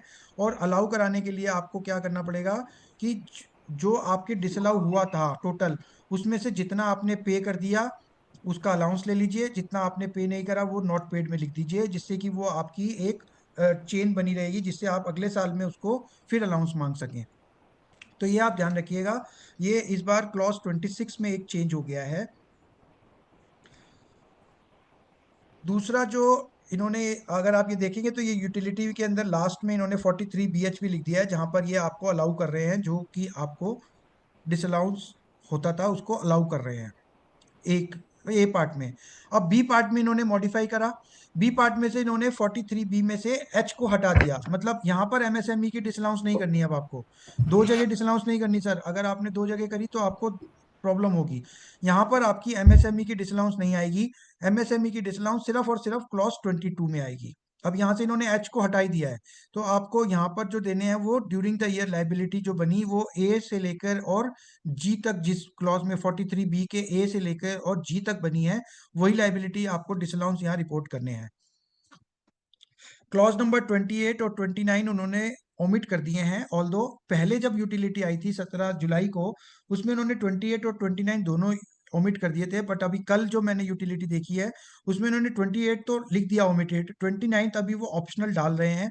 तो जिसके पास डिटेल हो, अगर लगता है आपको, वैसे जो नोटिफिकेशन है उसके हिसाब से 28 और 29 क्लॉज दोनों गायब हो गए हैं, दोनों ओमिट कर दिए गए हैं। अभी आजकल एक नई चीज चल रही है कि कुछ चीजें ऐसी हो रही हैं जो फॉर्म्स के अंदर हो रही हैं और रूल्स के अंदर कुछ हैं। तो हम लोग एज ए प्रोफेशनल, हम लोगों को एक्ट पहले है, फिर रूल्स है, फिर नोटिफिकेशन है। तो अगर रूल्स में कोई चीज हमारी ओमिट कर दी गई है तो हमें उसको देने की मेरे हिसाब से कोई नीड नहीं बनती है। ये मैंने आपके लिए 28 देखिए, क्लॉज 28 के लिए लिखा है ओमिटेड फ्रॉम AY 25-26 ऑनवर्ड्स, और 29 में अभी प्रोवाइड डिटेल लिख रहा है, जबकि नोटिफिकेशन अगर आप देखते हैं तो उसमें 28 और 29 दोनों रिमूव कर दिए गए हैं। अब आते हैं सर क्लॉज 31 पे। सर क्लॉज 31 के अंदर क्या है, इन्होंने एक आइटम नई इंट्रोड्यूस कर दी है, जहां पर आपने कोई भी लोन और डिपॉजिट लिया यदि, और वो आपने other than bye account payee check और ड्राफ्ट लिया है, तो आपको 12 उन्होंने कोड दे दिए हैं, उसमें से आपको कोई एक कोड सिलेक्ट करना पड़ेगा। अब ये 12 कोड क्या है? ये 12 कोड सर देखिए नोटिफिकेशन का पार्ट है, नोटिफिकेशन ये है मेरा, इसमें उन्होंने ये 12 कोड दे दिए गए हैं आपको। ABCDEFG से लेके और ये आगे तक है। पहला है cash payment, cash receipt, payment through non account payee cheque, receipt through non account payee cheque, transfer of asset, transfer of liability, conversion of asset, conversion of liability, general entry debit, general entry credit, any other mode debit, any other mode credit. तो ये L तक आपको ये negative वाले codes दिए गए हैं। इसमें आप ये ध्यान रखिएगा, यहाँ लिखा है payment through non account payee cheque, receipt through non account payee cheque. ये मैं आपसे डिस्कस करूंगा आगे सर। तो इसमें इन्होंने जो चेंज किया, उन्होंने कहा कि आपको कोई भी आपने लोन या एडवांस लिया अगर, और आपने otherwise then bye account payee check या ड्राफ्ट या जो आपको मोड अलाउड हैं जिसमें नेट बैंकिंग, यूपीआई, भीम ये अलाउड हैं, उसके अलावा अगर आपने लिया तो आपको ये कोड में से कोई एक कोड सिलेक्ट करना पड़ेगा। अब जैसे ही आप ये कोड सिलेक्ट करेंगे नेगेटिव वाला, तो आपको पेनल्टी ऑटोमेटिकली क्यों लग जाएगी, क्योंकि हमारी जो मशीनों से लड़ाई चल रही है इस समय, हमारी जो भी आर्टिफिशियल इंटेलिजेंस है वो उसको उन्होंने इंस्ट्रक्शन दे रखी है, जैसे ही यहाँ पे नेगेटिव आए पेनल्टी के लिए नोटिस इशू कर दिया जाए। तो ये आप लोग ध्यान रखिएगा। दूसरा जो मैंने आपसे शुरू में कहा भी कि payment through account payee cheque, non account payee cheque and receipt through non account payee cheque. अब हम लोग सब लोग अपने टैक्स ऑडिट के अंदर एक एक क्वालिफिकेशन, एक ऑब्जर्वेशन देते हैं that it is not possible for us to verify whether the payments made were made through account payee cheque, क्योंकि हमारे पास कोई ऐसा सिस्टम नहीं है, बैंकिंग सिस्टम नहीं है जहां हम देख सकें। बट अगर आप वो ऑब्जर्वेशन दे रहे हैं वहां पर, तो ये आपका एक कॉन्ट्राडिक्शन होगा जब आप यहाँ पर कह रहे हैं कि ये अकाउंट पे चेक से है। तो इसके लिए आपके पास डॉक्यूमेंट्री प्रूफ आपके पास अवेलेबल होना चाहिए आपकी फाइल में, ये बताने के लिए कि ये अकाउंट पे चेक से पेमेंट थी या रिसीट थी या नहीं थी। तो ये आपको ध्यान रखना है। इसमें एक चीज और जो प्रॉब्लम आने वाली है वो इंटरेस्ट की आने वाली है। हम लोग सब लोग जो रिपोर्टिंग करते हैं सर, वो क्या करते हैं, हमने 10 लाख रुपए का हमारा लोन था, 1 लाख रुपए इंटरेस्ट प्रोवाइड किया। अब हम लोग जो रिपोर्टिंग करते हैं वो ये करते हैं that loan taken 10 lakh rupees, ठीक है, और मैक्सिमम अमाउंट 11 लाख रुपीज। अब जो मैक्सिमम अमाउंट हम 11 लाख लिख देते हैं वहां पर, तो हमारा 1 लाख रुपए का जो लोन है वो otherwise then bye account payee check through general entry आ गया। अब अगर हम यहाँ पर इंटरेस्ट की एंट्री इस तरीके से करेंगे तो हमें रिपोर्टिंग भी उसको एज ए जनरल एंट्री करनी पड़ेगी as per the new tax audit form. तो उसके लिए मेरा आप लोगों को सजेशन यही है कि आप लोग एक नया हेड खोलें, interest account debit to interest accrued and due, और उस अकाउंट में इसकी एंट्री करिए, लोन अकाउंट में ना करें हम लोग, और उस अकाउंट में से हम पेमेंट करवाएं, और उस पेमेंट के थ्रू अगर आपको उस पर इंटरेस्ट ही देना है मान लीजिए, तो आप अगले साल उससे फिर चेक से पेमेंट ले लीजिए और वो 11 लाख आपका ऑटोमेटिकली हो जाएगा। अदरवाइज आपको पेनल्टी लगने के चांसेस हैं जब आप यहाँ पर एंट्री करेंगे इंटरेस्ट की, और वो भी जनरल एंट्री के थ्रू। तो ये आप लोगों को ध्यान रखना है कि आपको ये रिपोर्टिंग कैसे करनी है। इसमें देखिए ये इंस्टीट्यूट की टैक्स ऑडिट फॉर्म की यूटिलिटी है। जब यहाँ पर आप जैसे ही यहाँ पर लिखते हैं वेदर द लोन और deposit was squared whether the loan और डिपॉजिट वाज टेकन और एक्सेप्टेड बाय चेक और बैंक ड्राफ्ट और use of ECS through a bank account, आपने यस किया तो यस के लिए आपके पास ये विंडो खुलेगी, cheque, bank draft, ECS, credit card, debit card, जो भी आपके पास 12 ऑप्शंस आते हैं, नेट बैंकिंग, आईएमपीएस, ये सब खुल जाएंगे। इसमें से आपको कोई एक सिलेक्ट करना होगा। और अगर आपने यहाँ पर नो करा, सपोज मैंने यहाँ नो करा है, तो आपके पास ये जो 12 क्लॉज थे, 12 कोड थे, ये खुल जाएंगे। इसमें से आपको कोई एक कोड सिलेक्ट करना होगा। तो ये आप लोगों को रिसीट में भी और पेमेंट में भी, पेमेंट के टाइम पे भी देना है और रिसीट के टाइम पे भी देना है। तो इसमें आप ध्यान रखिएगा। एक जो नया क्लॉज इन्होंने 36B ऐड किया है, उसमें बायबैक ऑफ शेयर्स, जो मैं आपसे डिस्कस कर चुका हूँ ऑलरेडी आईटीआर फॉर्म्स के केस में, इसमें आपको ये 2 डिटेल यहाँ पर देनी है बायबैक के केस में कि कितना आपको पैसा मिला है और कितनी आपकी cost of acquisition of shares थी। तो ये डीम डिविडेंड से अलाइनमेंट के केस में इन्होंने ये दी हुई है, ये एक अलग से क्लॉज इसमें है। अब चावला जी मेरे पास कितना टाइम है जो मैं असेसमेंट का भी डिस्कस कर सकता हूँ? सर हमारे पास अभी 15 मिनट हैं। ठीक है, चलिए मैं डिस्कस कर लेता हूँ। लो, 2-3 क्वेरीज भी हैं, वो बाद में ले लेंगे। तो फिर पहले क्वेरीज कर लेते हैं हम, या तो ठीक है।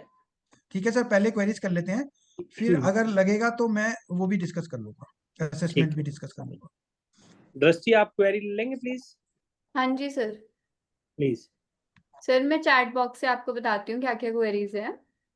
सो जी बताइए। ITR 1 एंड 4 में जो सैलरी टैक्स पेयर के लिए स्मॉल LTCG वाला आया है, उसको जी एक बार एक्सप्लेन करने की क्वेरी आ रही है। चलिए मैं दोबारा से कर देता हूँ। देखिए जो सैलरी इनकम वाले लोग हैं, जो जो कि जिनके पास बिजनेस इनकम नहीं है, वो ITR 1 चूज कर सकते हैं। और जो 44 AD 44 ADA या 44 AE में लोग हैं, वो बिजनेस इनकम वाले हैं, वो ITR 4 यूज कर सकते हैं, इसमें कोई डाउट नहीं है। दूसरा, इसमें जो कंडीशन है वो है 50 लैक्स की, तो मैक्सिमम इनकम जो होगी वो 50 लैक्स की होगी। 50 लैक्स से अबव जैसी इनकम जाएगी आपकी, आप ITR 1 और 4 चूज नहीं कर सकते। जो तीसरी चीज मैंने बताई थी कैपिटल गेन वाली, कैपिटल गेन की इन्होंने इस साल एक नया आपको रिलीफ दे दिया है कि जिनका भी capital gain from sale of shares, long term capital gain from sale of shares under section 112 capital A होगा और 1,25,000 रुपए तक होगा, वो लोग भी ITR 1 और 4 चूज कर सकते हैं। इसके अलावा कोई क्वेरी हो इससे रिलेटेड?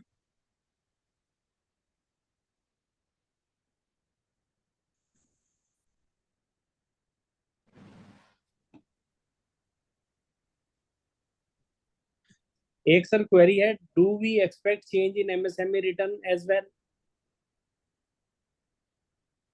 सर मतलब मैं समझा नहीं, MSME रिटर्न में चेंज का मतलब नहीं समझ पाया मैं।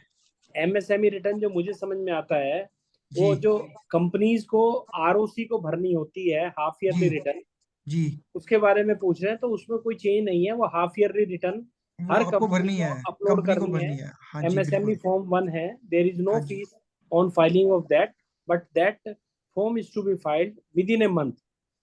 हाफ ईयरली है, 30 सितंबर वाले को 31 अक्टूबर तक भरना है, जी 31 मार्च वाले को 30 अप्रैल तक भरना है। हाँ, वो एंड आपको भरनी नेक्स्ट, है, और वो आपको मैच भी करनी है सर, उससे डिटेल आपको मैच करनी पड़ेगी फिर।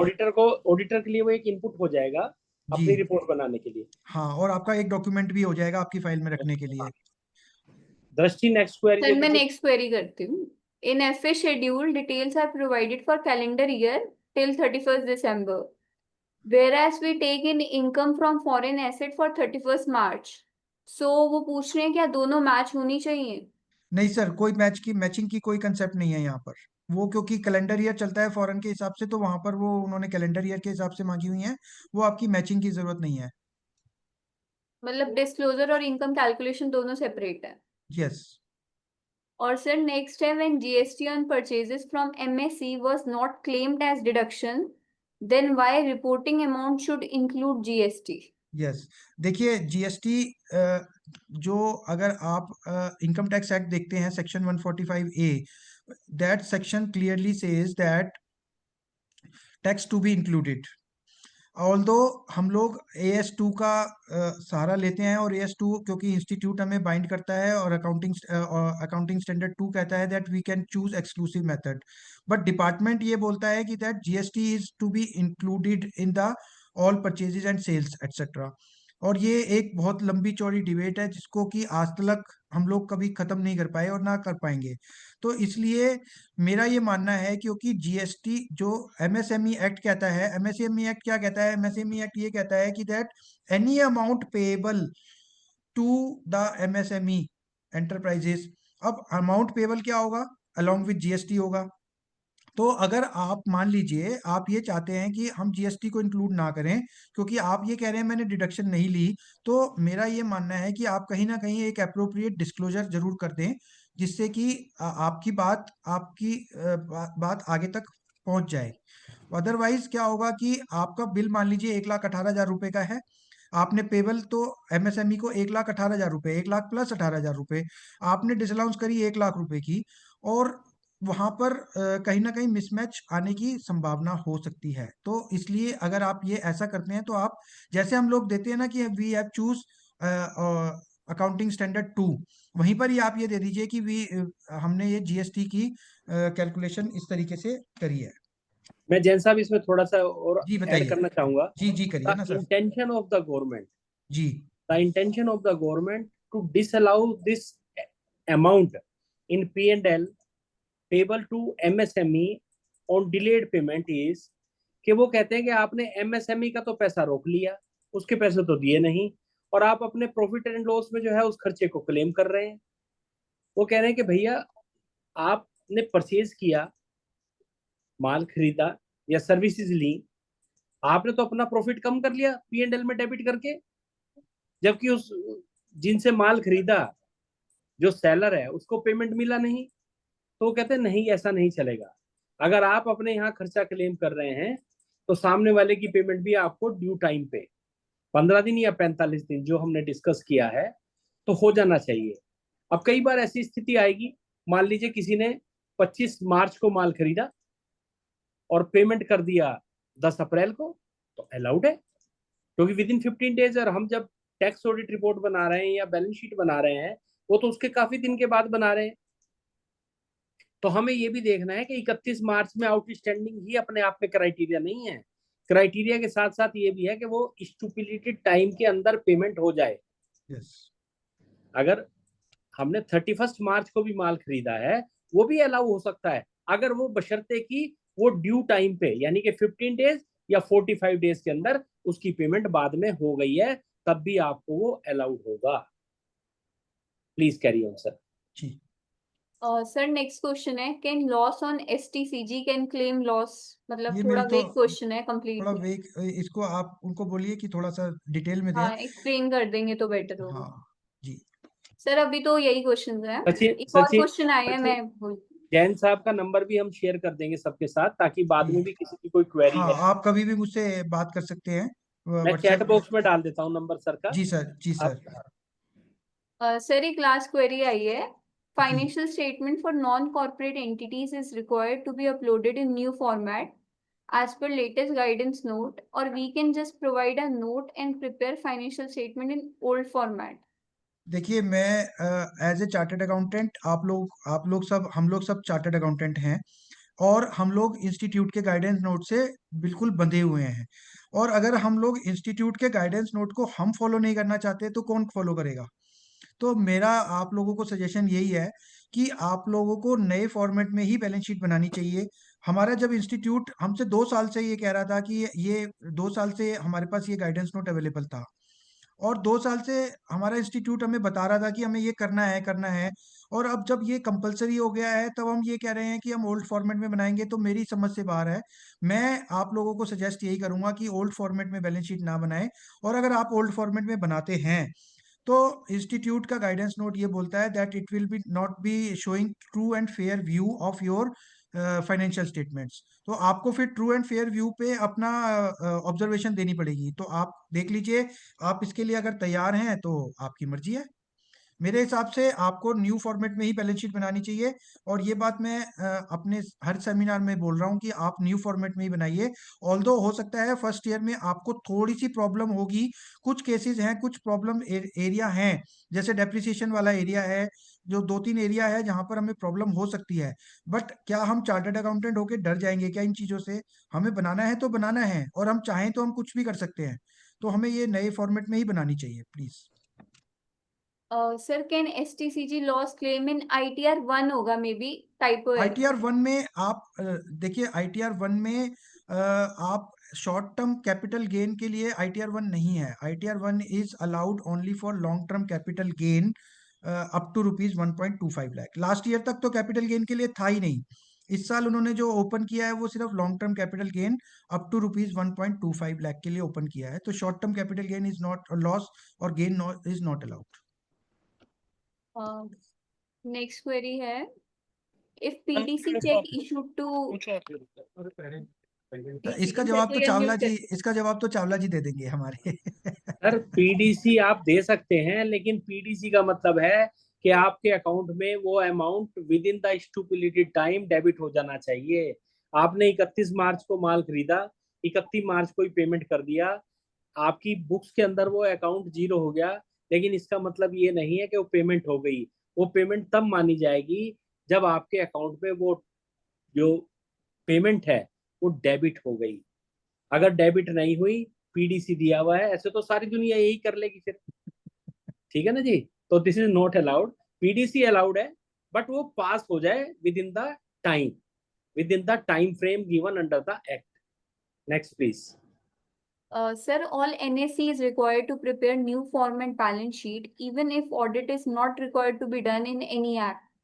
यस, देखिए ऐसा है कि इंस्टीट्यूट का गाइडेंस नोट तो यही बोलता है कि नॉन कॉर्पोरेट एंटिटीज को अब इस फॉर्मेट में बैलेंस शीट बनानी है। बट मेरा मेरा अपना सजेशन यही है आप लोगों को, क्योंकि देखिए जहां हम ऑडिट कर रहे हैं वहां तो हमें ऑडिट रिपोर्ट देनी है, वहां हमें ट्रू एंड फेयर रिव्यू भी देना है। जहां हम ऑडिट नहीं कर रहे हैं वहां पर एसएससी ने अगर नहीं बनाई तो हमें कहीं रिपोर्ट नहीं करना है, तो वहां पर चल सकता है। बट इंस्टीट्यूट का गाइडेंस नोट बहुत क्लियर है कि non corporate entities must prepare their financial statement in this format. Sir, sole proprietor whose turnover is less than 10 lakh previously, to whom we only file ITR, do we need to prepare new format balance sheet? Again, यही question वही same question है ये तो same repetition. जी। और PPT provide हो जाएगी। Nitin PPT में खन्ना आप सर 4 अनम्यूट लाख करके कुछ पूछ रहे थे। जी हेलो जी सर बताइए। हेलो सर, मेरे को ये पूछना था, जो शॉर्ट टर्म कैपिटल गेन है जी वो कैरी फॉरवर्ड हो सकता है, मतलब अगर claim, short term capital gain कौन सी आईटीआर में बात कर रहे हैं आप? मतलब आईटीआर 4 में या सर 3 में? आईटीआर मेरे को 4 आइडिया और नहीं है कौन सी आईटीआर जाएगी इसमें। सर आईटीआर 1 और 4 के लिए आपको अलाउड नहीं है, कैरी फॉरवर्ड करना ही अलाउड नहीं है, पहली बात। दूसरी बात, उसमें short term capital gain allowed ही नहीं है, वो रिटर्न फॉर्म बना ही नहीं उनके लिए, वो सिर्फ अच्छा, लॉन्ग टर्म कैपिटल नहीं, गेन किसी को लॉस हुआ है, शॉर्ट टर्म कैपिटल लॉस हुआ है, सर तो अलाउड वो नहीं कौन है। सी आईटीआर जाएगी? आईटीआर 2 जाएगी अच्छा, या 2 जाएगी या 3 जाएगी आपकी। लॉस अगर क्लेम नहीं कर सकते आप कैरी फॉरवर्ड? नहीं कर सकते उसमें लॉस, ना आप ब्रॉड फॉरवर्ड लॉस एडजस्ट कर सकते हैं, ना आप लॉस कैरी फॉरवर्ड कर सकते हैं 1 और 4 में। ओके ओके ओके, 1 और स्पेसिफिकली 4 में। स्पेसिफिकली मना है। ओके, तो कोई और आईटीआर है उसके अंदर कर सकते हैं, ऐसा कुछ सर है? आईटीआर 2 भरिए ना, अगर आपकी बिजनेस इनकम नहीं है तो 2 भरिए, और बिजनेस इनकम है तो 3 भरिए। ओके ओके, आईटीआर 2 में कर सकते हैं। 2 में आप कर सकते हैं अगर आपकी बिजनेस इनकम नहीं है तो। बिजनेस इनकम है तो 3 में जाएंगे आप। सर ठीक है, अगर क्वेरी बिजनेस सॉल्व कम नहीं हो है तो 2 में गई। कर सकते हैं। जी ओके सर। जी सर सारी I queries have a take up question. हो गई है। I जी have a very बताइए। small question. Yes So ma'am. if my capital gains hmm is below threshold of 1.25 lakhs, can I still yes use ITR 1 or 4? Or even to claim that exemption, I have to go for 2 and 3 ITR? No, if you have you are having a capital gain from sale of shares up to rupees 1.25 lakh, you can file ITR 1 or 4. Okay. Okay जी sir. Chawla ji मुझे लगता नहीं है कि अब हम assessment start कर पाएंगे शायद। 2-4 मिनट ऐसी कोई 1-2 टिप दे दीजिए ताकि अच्छा हमारे चलिए बता कवरेज देता हूँ हो सर, जाए। बता देता हूँ सर। देखिए एक तो डॉक्यूमेंटेशन जो है वो हम लोगों को एक प्रॉब्लम का एरिया है डॉक्यूमेंटेशन का, तो डॉक्यूमेंटेशन पे हम लोगों को बहुत ध्यान देने की जरूरत है। और डॉक्यूमेंटेशन क्योंकि पीयर रिव्यू भी हमारे लिए तैयार खड़ा हुआ है, सब लोगों के अब धीरे धीरे पीयर रिव्यू में कवर्ड हो ही रहे हैं, तो ये आप लोगों को ध्यान रखना है। कुछ जो मैं आपको बता देता हूँ जो मिस्टेक्स हो रही हैं, एक तो cross reference of various clauses of 3CD and ITR और टैक्स ऑडिट का आपको क्रॉस रेफरेंस जरूर चेक करना है जहां पर भी दोनों में वो हो। और दूसरा, अगर कहीं पर देखिए अकाउंटिंग स्टैंडर्ड्स भी आपको फॉलो करने हैं, वो हमारा इंस्टीट्यूट हमें बार बार बोल रहा है, बट अकाउंटिंग स्टैंडर्ड अगर कहीं पर भी हम अकाउंटिंग स्टैंडर्ड को फॉलो कर रहे हैं, उसकी वजह से कहीं ना कहीं आईसीडीएस का इम्पैक्ट भी आ सकता है। क्योंकि अभी तक जनरली जो लगता है वो आईसीडीएस हम लोग नील कर देते हैं। बड़ी बड़ी केसेस में तो आईसीडीएस का इफेक्ट होता है, बट छोटे केसेस में आईसीडीएस नील होता है जनरली।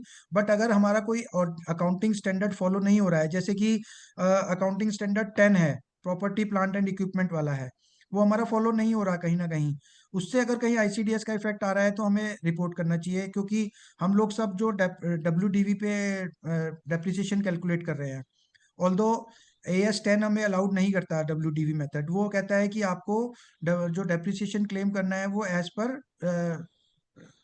पर आपका जो remaining life of the asset के ऊपर करना है।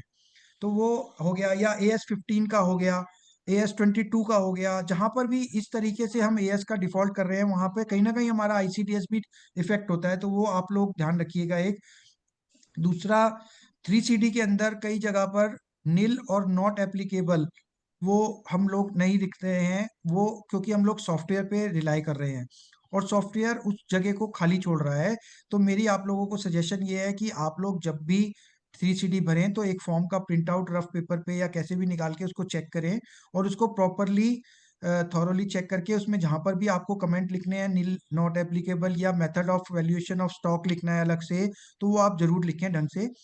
तीसरी जो आपको सजेशन है वो ये है कि आप टैक्स ऑडिट फॉर्म का प्रिंट आउट 2 कॉपी निकाल करके अपने और क्लाइंट के साइन करा के अपनी फाइल में जरूर रखें। एक क्लाइंट को दें और एक अपने पास रखें, क्योंकि टैक्स ऑडिट रिपोर्ट जो हमारा इंस्टीट्यूट बार बार कहता है कि tax audit report 3CD form is to be prepared by assessee, और हमारी ड्यूटी है उसको 100% ट्रू एंड करेक्ट वेरीफाई करने की। तो जब हम ट्रू एंड करेक्ट चेक कर रहे हैं उसको 100%, तो हम ना तो हम इसमें कोई भी एग्जाम्पल बेसिस पे या हम उसको टेस्ट चेक बेसिस पे नहीं कर सकते, उसको 100% चेक करना है जो हम इसमें 3CD में लिखा है। तो 3CD जब हम बना रहे हैं तो वो, क्योंकि देखिए जब असेसिंग ऑफिसर अब किसी भी असेसी को बुलाता है तो उसे नहीं पता होगा 3CD में क्या लिखा है, वो कहेगा CA साहब ने बनाया हमारे। तो इसलिए मैं आप लोगों को यही सजेस्ट करूंगा that you should prepare 3CD in 2 copies in physical form and get it sign from your assessee also and your sign also. Then revise tax audit report एक पॉइंट था। रिवाइज टैक्स ऑडिट रिपोर्ट जो है वो हम within before the end of the assessment year ही revise कर सकते हैं। और दूसरी चीज जो रिवाइज करने के लिए रूल 6G हमें अलाउ करता है वो सिर्फ 2 केसेस में करता है, एक सेक्शन 40A या AI में, और दूसरा 40A3 में। इन 2 केसेस में ही हमें रिवाइज करने की ऑप्शन दी हुई है रूल 6G में। इसके अलावा अगर कोई गलती हो गई है तो we can not revise our tax audit report. तो आप टैक्स ऑडिट रिपोर्ट रिवाइज करने के लिए ये 2 सेक्शन ही हमारे पास अवेलेबल हैं।